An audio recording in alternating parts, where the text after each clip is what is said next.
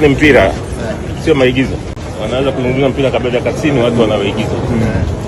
Lakini kama mpira unategemea ucheze uwanjani mpaka uishe.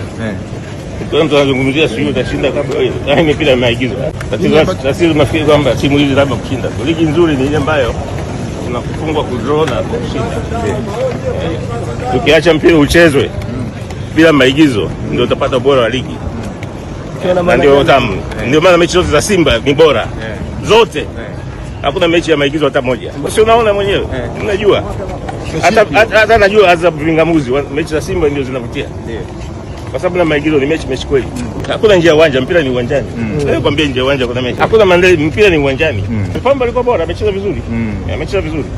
Tutategemea mechi zote acheze hivi mechi zote. Ndio utaona ubora wa ligi. Pongeza hata mkuu wa mkoa nimempongeza Mwanza, nimempongeza.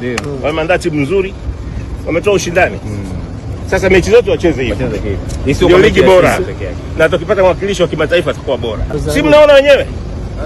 Kuna timu hapa unashangaa inafungwa goli 4-5. Lakini mechi zingine inakuwa hivyo. Sasa inacheza vizuri. Kwa hiyo tuje kwenye mechi za uhalisia. Sawa bwana.